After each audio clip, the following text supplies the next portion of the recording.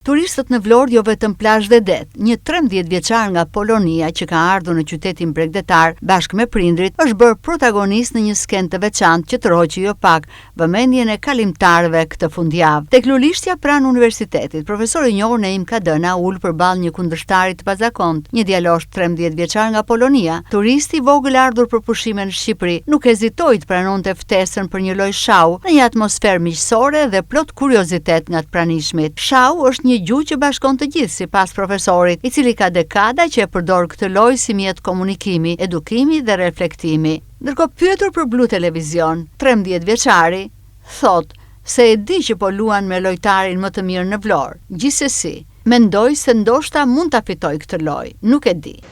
Boris.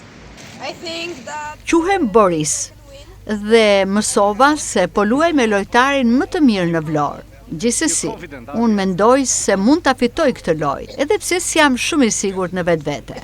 Motra e tij quhet Nina. Hello, my name is Nina. I'm from Poland. This is my first time in Kjo është hera e parë në Shqipëri dhe jemi shumë të befasuar se sa bukur është këtu. Duam patjetër të kthehemi, na pëlqen shumë të luajmë shah. Ne e duam mënyrën se si sporti bashkon njerëzit. Edhe pse vllai im është vetëm 13 vjeç, ai mund të luajë me njerëz nga gjithë bota.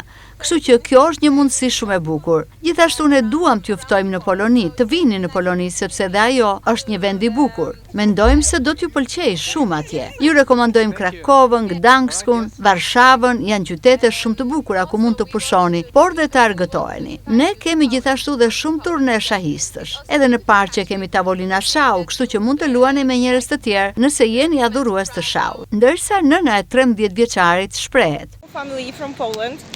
And we are in Albania for Ne jemi një familje nga Polonia dhe jemi për herë të parë në Shqipëri. E vlerësojmë shumë qëndrimin këtu dhe po e shijojmë popullin, ushqimin dhe motin.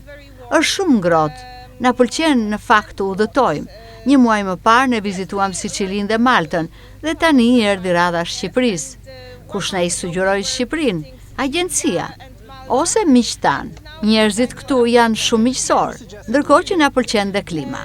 Kjo sfidë simbolike e kësaj fundjave më shumë se një lojë ishte një dëshmi e fuqisë që ka vetë kultura, sporti dhe dashamirësia për të bashkuar njerëzit pavarësisht moshës dhe kombësisë.